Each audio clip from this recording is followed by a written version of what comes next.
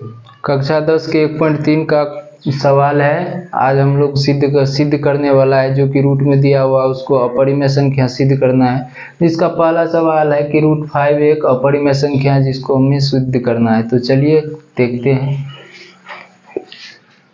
सबसे पहले हम लोग को पता है कि कोई भी चीज अगर यदि सिद्ध करना होता है तो इसका जस्ट विपरीत मान लेते हैं। वहां पर हमको सिद्ध करना है कि √5 एक अपरिमेय संख्या है, तो इसलिए इसका जस्ट विपरीत मान लेंगे कि √5 एक परिमेय संख्या है। तो यहां से हम लोग शुरू करते हैं इसका सॉल्यूशन।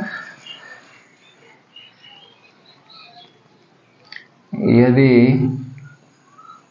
संभव हो तो माना कि √5 एक परिमेय संख्या है। सिद्ध करना है हमको अपरिमेय, तो इसलिए हम इसका जस्ट विपरीत मान लेते हैं कि √5 एक परिमेय संख्या है। अब हमको पता है कि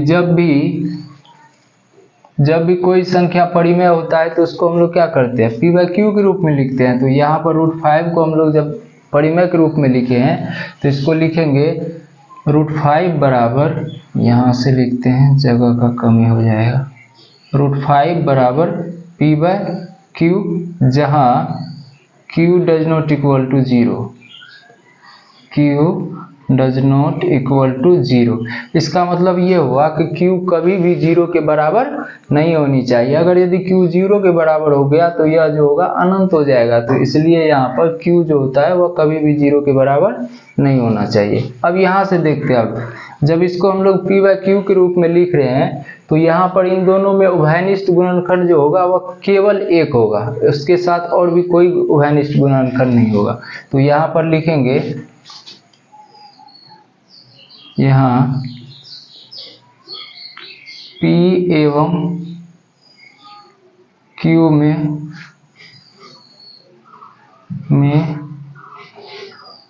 एक के अलावे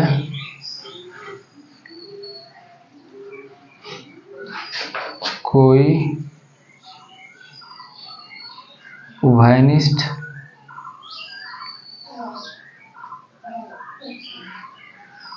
गुणनखंड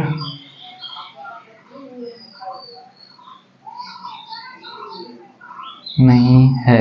कहने का मतलब यह है उभयनिष्ठ मतलब दोनों में केवल एक ही है जो इस एक से ये p भी विभाजित होगा और q भी विभाजित होगा। उसके बाद कोई भी ऐसी संख्या नहीं होगी जो कि p एवं q दोनों को विभाजित करेगा। तो इसलिए यहाँ पर ए लिखे हैं कि यहाँ p एवं q में एक के अलावा कोई उभयनिष्ठ गुणनखंड नहीं है। तो अब यहाँ पर हम लोग क्या करते हैं, गुणनखंड है लिख दिए, क्या नहीं है, नहीं है, ठीक। अब यहाँ से जब हम लोग p/q के रूप में लिखे तो इसको यहाँ से कर लेते हैं, √5 बराबर p/q।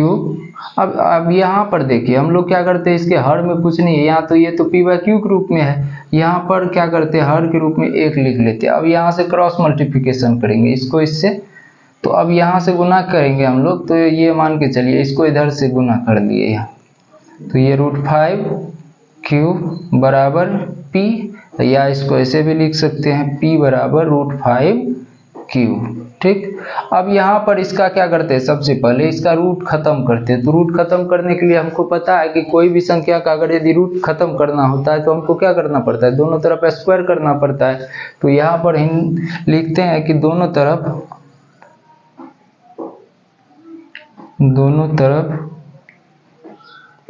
वर्ग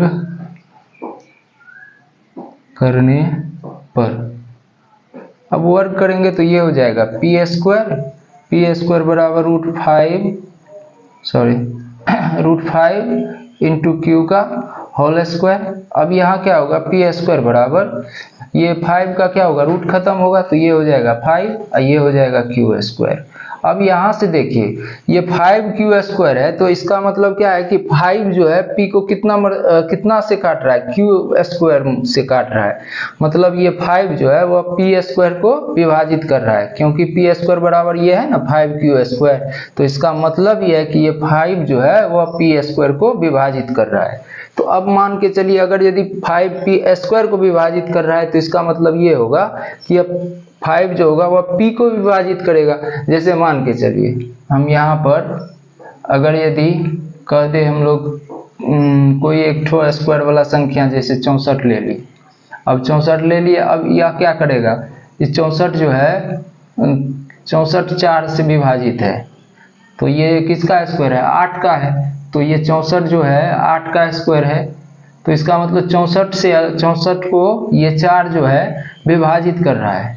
जैसे 16 चौके 64, तो यहाँ पर 64 दे के काट दिए, तो अब ये इसको विभाजित कर रहा है, तो इसका मतलब 8 को भी विभाजित करेगा। अब जैसे ये 64 को किया ना, तो 64 किसका स्क्वायर है, 8 का स्क्वायर है। तो 4 जो है या 64 को विभाजित कर रहा है, तो इसका मतलब ये जो होगा 8 को विभाजित करेगा। जैसे यहाँ देखिए 8 में अगर यदि 4 से भागा दे तो 2 से लग रहा है, कट गया। तो इसका मतलब ये हुआ कि अगर यदि उसके स्क्वायर को विभाजित करेगा तो उसका वर्गमूल रूप वाला जो होगा उसको विभाजित करेगा। यानी 64 का वर्गमूल क्या होगा, 8 होगा। 64 को विभाजित करेगा तो 64 का वर्गमूल 8 होता है, 8 को भी विभाजित करेगा। तो वही यहाँ पर भी वही है कि यहाँ p² बराबर 5q² है, तो इसका मतलब 5 जो है वह p² को विभाजित कर रहा है। तो इसका मतलब ये होगा कि p को भी 5 क्या करेगा, विभाजित करेगा। तो यहाँ पर हम लोग लिखेंगे चूंकि p² को 5 विभाजित करता है, तो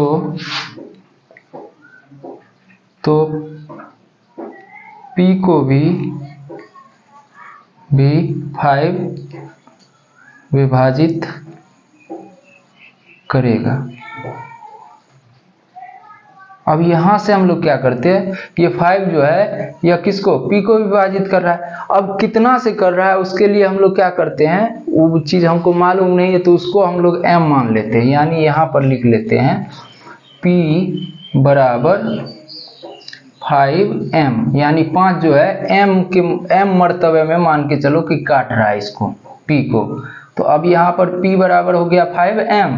तो अब यहाँ से हम लोग देखेंगे कि p² बराबर क्या होता, तो p² बराबर था यहाँ p² बराबर क्या है इधर हाँ यहाँ 5q², क्या है 5q² है।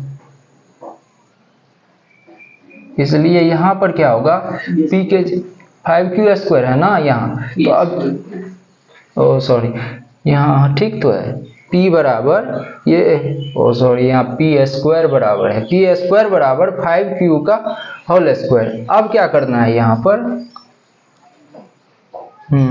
ठीक है, पूरे पर नहीं होगा ना, यहाँ p बराबर 5m हो गया ना, तो यहाँ पर p² बराबर क्या है, हमको p² बराबर है 5q²।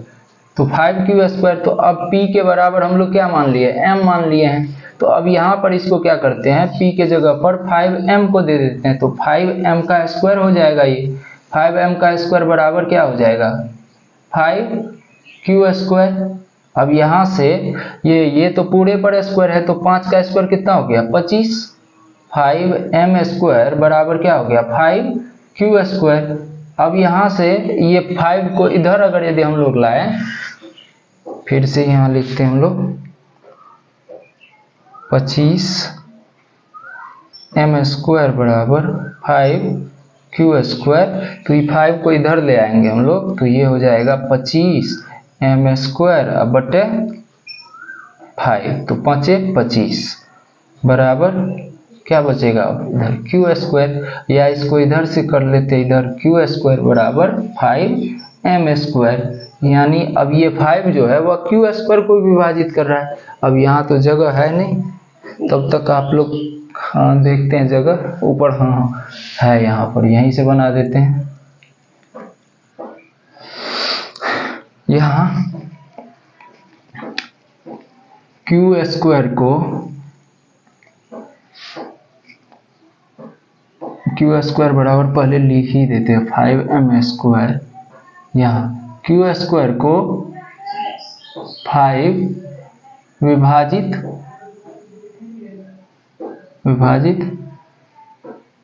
करता है तो Q को भी 5 विभाजित करेगा। लेकिन हम जो वहां पर माने थे यहाँ पर P/Q के रूप में, इसमें तो केवल एक ही उभयनिष्ठ गुणनखंड केवल एक है, लेकिन यहाँ पर P को भी विभाजित कर रहा है और यहाँ आके Q को भी विभाजित कर रहा है, जबकि हम माने हैं कि P एवं Q का केवल एक ही उभयनिष्ठ गुणनखंड है, वो है 1। तो यहाँ पर 5 भी हो रहा है, तो इसका मतलब हमारा जो मान्यता था वो गलत है। तो यहाँ पर हम लोग लिखेंगे, चूंकि हमारे मान्यता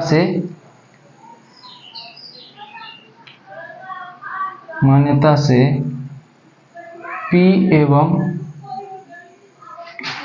Q का उभयनिष्ठ गुणनखंड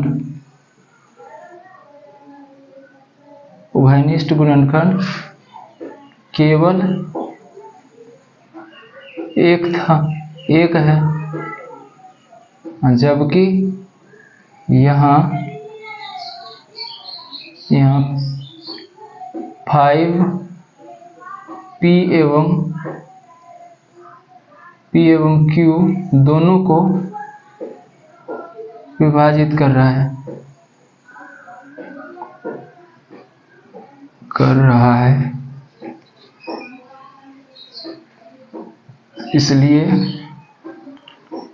इसलिए हमारा मान्यता गलत है। इसलिए हमारा मान्यता गलत है कि √5 एक परिमेय संख्या है, जबकि √5 एक अपरिमेय संख्या है। या लेकिन भी यहाँ पर जगह नहीं है, क्या करें, लिख देते फिर भी लेकिन, या अतः भी लिख सकते हैं, अतः √5 एक अपरिमेय संख्या है।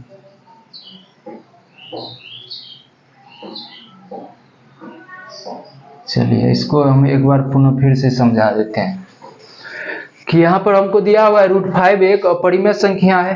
√5 एक अपरिमेय संख्या है, तो हम लोग सॉल्यूशन में क्या किया, यदि संभव हो तो माना कि √5 एक परिमेय संख्या है। अब परिमेय संख्या है तो इसका मतलब ये हो गया कि √5 बराबर P/Q, यानी परिमेय संख्या को हम लोग P/Q के रूप में लिखते हैं। तो यहाँ पर P/Q, तो √5 को P/Q के रूप में लिख लिए। अब Q जो है ये हर के रूप में है, तो हर तो हमको 0 कभी भी नहीं होनी चाहिए, क्योंकि हर अगर यदि 0 होगा तो उसका मान अनंत हो जाता है। तो यहाँ से P एवं Q में जब P/Q के रूप में लिखते हैं तो उभयनिष्ठ गुणनखंड केवल एक होना चाहिए, तब वह जाकर के परिमेय संख्या का वास्तविक रूप होता है। अगर यदि मान के चलिए यहाँ पर 5/10 है, तो ये अभी संपूर्ण रूप नहीं हुआ इसका मतलब ये होगा कि 5 × 5 और 5 दूनी 10, यानी अब जाकर के ये संपूर्ण रूप हुआ, जब तक पूरी तरह से दोनों में उभयनिष्ठ गुणनखंड जो भी हो कट ना जाए। तो यहाँ पर 5/10 ये पूर्णता रूप से नहीं था, जब तक इसको काटे नहीं तब तक नहीं हुआ। तो ठीक उसी तरह से P/Q जब ऐसा है √5 बराबर P/Q, तो यहाँ पर इसका उभयनिष्ठ गुणनखंड केवल एक ही होगा ना, क्योंकि यहाँ से जब P/Q के रूप में लिखे तो P एवं Q में उभयनिष्ठ गुणनखंड एक ही होना चाहिए, क्योंकि यहाँ भी हम आप लोगों को दिखाए हैं कि जब तक ऐसा रहेगा तब तक पूर्ण रूप से नहीं है, जब तक इस तरह से हम लोग काट ना लेंगे तब तक पूर्ण रूप से नहीं होगा। तो इसलिए यहाँ से अब जाकर के ये 1/2 हुआ, तो इसी रूप में समझिए कि ये भी है। तो यहाँ पर भी दोनों में उभयनिष्ठ गुणनखंड एक है, तो यहाँ भी दोनों में उभयनिष्ठ गुणनखंड क्या होनी चाहिए, एक ही होनी चाहिए। तो इसलिए यहाँ पर P एवं Q में क्यू में एक के अलावा कोई उभयनिष्ठ गुणनखंड नहीं है। अब क्या करते हैं, √5 बराबर p बाई क्यू मान लेते हैं, तो इसके नीचे में हर के रूप में 1 दे देते हैं, ताकि क्योंकि यह भिन्न के रूप में है तो इसको भी लिखना होगा। अब क्या करते हैं, इसको क्रॉस मल्टीप्लिकेशन करते हैं, √5 को q से गुना करेंगे तो √5q होगा, 1 को p से गुना करेंगे p होगा। अब यहाँ से क्या करते हैं, p को इधर ले आए, √5q को उधर भेज दिए। अब यहाँ पर रूट था तो एक बार रूट खत्म करने के लिए क्या करना पड़ता है, दोनों तरफ वर्क करना पड़ता है। तो हम लोग क्या किए, यहाँ पर दोनों तरफ वर्क कर दिए, तो ये हो गया p² बराबर √5q का होल स्क्वायर। अब p² बराबर, ये तो रूट खत्म करेगा लेकिन q तो रूट में नहीं था तो इसलिए q पर स्क्वायर रह गया। अब जबकि यहाँ से देखिए p² जो, अब यहाँ p² बराबर 5q² है, तो इसका मतलब क्या है कि 5 जो है यह p को q² के रूप मर्तबे में काट रहा है। कहने का मतलब यह है कि 5 जो है वो p² को विभाजित कर रहा है। तो p यहाँ इसलिए लिखे हैं चूंकि p² 5 को विभाजित करता है तो p को भी विभाजित करेगा। तभी हम आप लोगों को बताए थे कि अगर यदि 64 को 4 विभाजित कर रहा है तो उसका वर्गमूल 8 होता है, तो 8 को भी 4 विभाजित कर रहा है, वो दिखाए थे तभी आप लोगों को। तो उसी तरह से जब p² को 5 विभाजित करता है तो p को भी 5 क्या करेगा, विभाजित करेगा। तो अब यहाँ से हम लोग क्या करते हैं, जब 5 विभाजित कर रहा है तो उसको कितना से कर रहा है, उसके लिए हम लोग क्या किए, m मान लिए कि यानी p को 5 जो है वो m से काट रहा है। ठीक, यहाँ पर m मर्तबा काट रहा है, तो यहाँ से अब p² बराबर तब क्या हो जाएगा, तो m यहाँ p² बराबर हम लोग को यहाँ से है 5q², तो वही ला के यहाँ रखे कि p² बराबर 5q²। अभी तो हम लोग p बराबर 5m माने हैं, तो p के जगह पर क्या कर दिए, 5m दे दिए। अब p पर स्क्वायर है तो 5m पर भी स्क्वायर हो गया। अब 5 का स्क्वायर क्या होगा, 25, यानी 5 का स्क्वायर 25 होगा, m का स्क्वायर m ही रहेगा।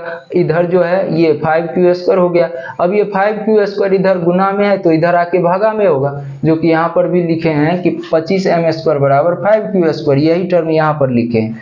अब ये 5 जो है इधर गुना में है, इधर आके भागा में, तो 25 में बटा 5 हो गया, तो 5 को 25 से काटेंगे तो 5 से कटेगा, तो अब यह क्या हो गया, यानी 5m² बराबर q² हो गया। तो अब जब यहाँ से हम लोग देखे थे कि ये p² को 5 विभाजित कर रहा है इस रूप में, तो यहाँ भी तो उसी रूप में आ गया है ना, तो यहाँ पर भी 5 क्या करेगा, q² को विभाजित कर रहा है, यानी q² को क्या, कौन 5 जो है यहाँ पर विभाजित कर रहा है, तो वो q को भी विभाजित करेगा। तो q को जब विभाजित करेगा, लेकिन हम लोग तो क्या माने हैं कि p बाई q में केवल उभयनिष्ठ गुणनखंड 1 है, लेकिन यहाँ पर 5 जो है वह p को भी विभाजित कर रहा है और q को भी विभाजित कर रहा है। तो इसका मतलब है कि हम जो माने हैं कि यह p बाई √5 एक परिमेय संख्या है, तो इसके आधार पर तो हमारा मान्यता गलत हो गया।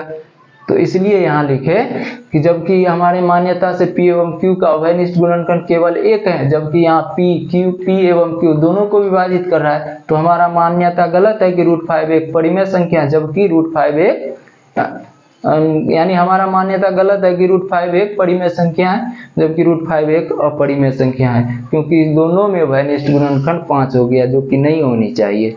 ठीक,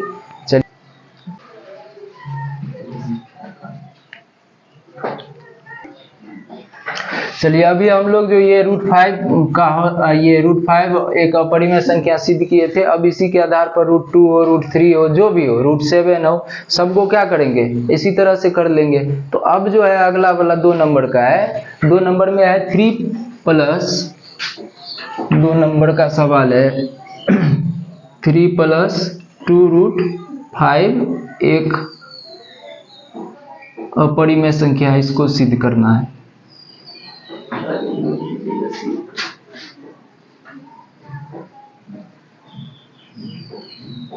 संख्या है, इसको सिद्ध करना है, तो लिख देते हैं सिद्ध करें। 3 + 2√5 एक अपरिमेय संख्या है, सिद्ध करें। अब यहां से हम लोग चलते हैं कि अगर यदि कोई भी संख्या को हमको अपरिमेय सिद्ध करना है तो बस वही जस्ट विपरीत मानेंगे, यानी 3 + 2√5 को हमको सिद्ध करना है अपरिमेय संख्या, तो इसलिए इसका जस्ट विपरीत परिमेय मानेंगे। तो हम यहां से लिखेंगे 3 + 2√5 एक, या ऐसे भी लिख सकते हैं यदि संभव हो तो, यदि संभव हो तो माना कि, या डायरेक्टली माना कि भी लिखते हैं चलेगा, संभव हो तो माना कि 3 + 2√5 एक परिमेय संख्या है।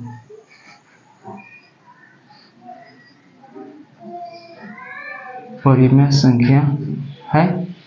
अब जब ये परिमेय संख्या है तो क्या होगा, तो परिमेय संख्या को हम लोग क्या करते हैं, p/q के रूप में लिखते हैं। तो यहाँ पर लिखेंगे 3 + 2√5 बराबर p/q।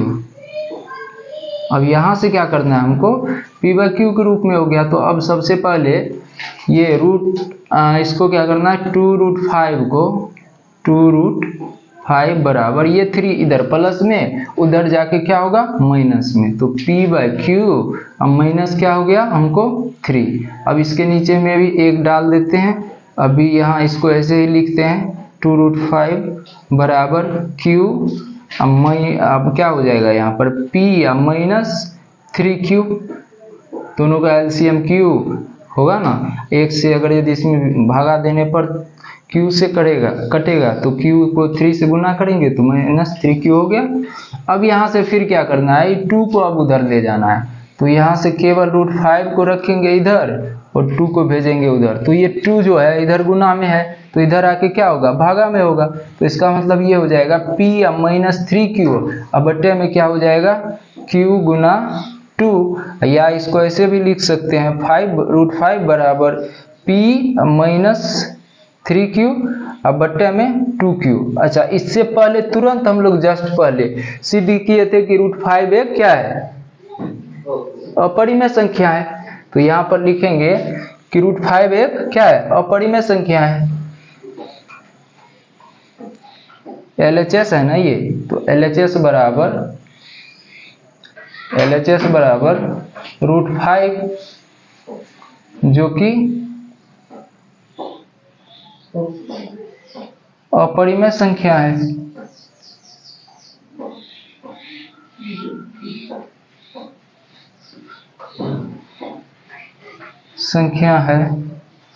तो RHS भी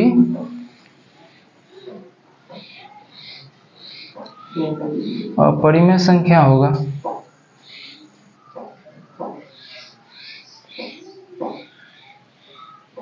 अपरिमेय संख्या होगा इस प्रकार।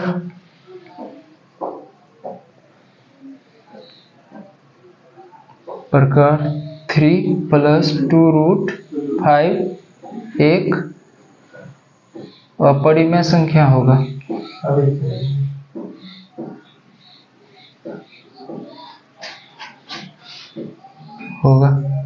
अच्छा, इससे पहले हम लोग जब ये परिमेय के रूप में, परिमेय और अपरिमेय के रूप में पढ़ रहे थे तो हम आपको बताए थे कि परिमेय संख्या और अपरिमेय संख्या का योग हरदम क्या होता है, अपरिमेय संख्या होता है। और परिमेय संख्या और अपरिमेय संख्या का गुणनफल भी हरदम क्या होता है, अपरिमेय संख्या होता है। तो यहाँ पर 3 क्या है, परिमेय है, लेकिन ये √5 क्या है, अपरिमेय है। तो अब इन दोनों का योग क्या हो जाएगा, अपरिमेय होगा। ये 2 क्या है, परिमेय है, √5 क्या है, अपरिमेय है। तो यहाँ पर 2 परिमेय गुना अपरिमेय।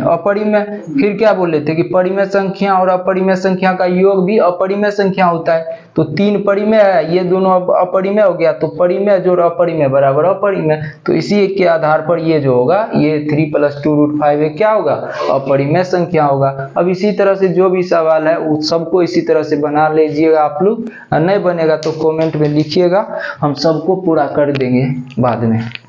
ठीक है, होमवर्क के रूप में रहा, आप लोगों को बनाइएगा उसको, और तब तक इसको नोट करना है तो कीजिए।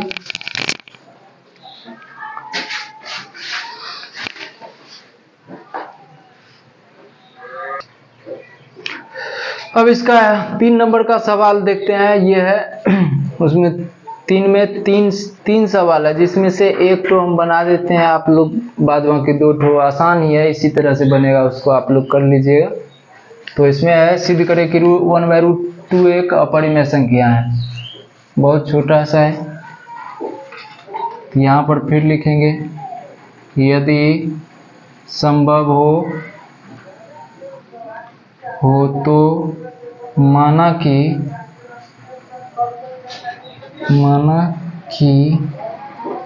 1/√2 एक परिमेय संख्या है।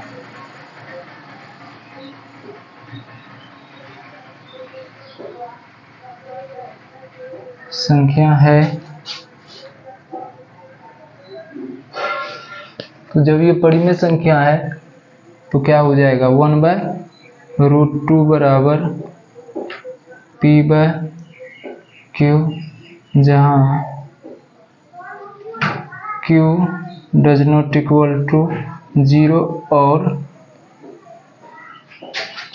p एवं q का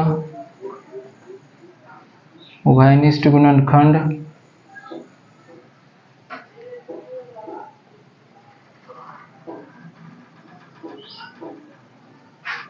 केवल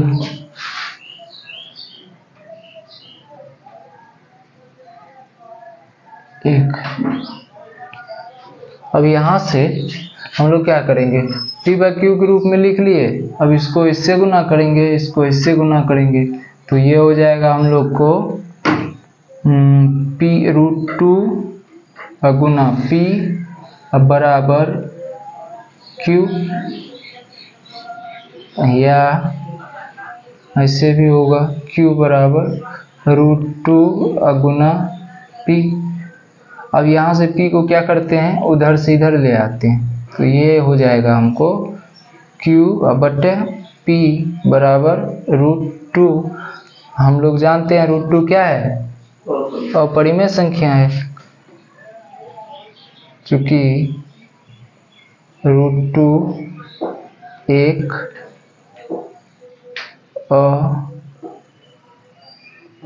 अपरिमेय संख्या है। अतः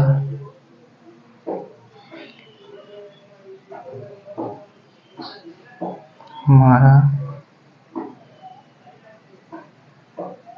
मानना है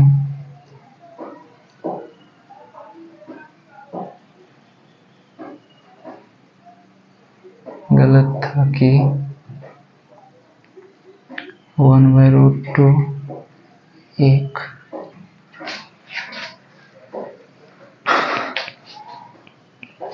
परिमेय संख्या है।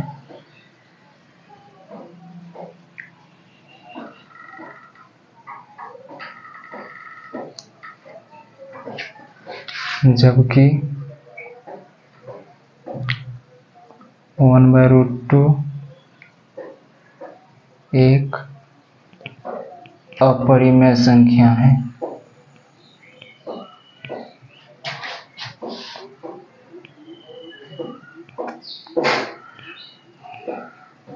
एक चीज और आप लोगों को पता होनी चाहिए कि अगर यदि यहाँ पर रहे परिमेय संख्या अब बट्टे में अपरिमेय संख्या, तो सदा ही ये बराबर अपरिमेय संख्या होता है, अपरिमेय होता है। तो इसलिए 1/√2 क्या होगा, एक अपरिमेय संख्या होगा। इसी टाइप का सभी सवाल है, आप लोग अब इसको 1 नंबर 2 नंबर 3 नंबर बना लीजिएगा। अब तब तक आप लोग नोट कीजिए।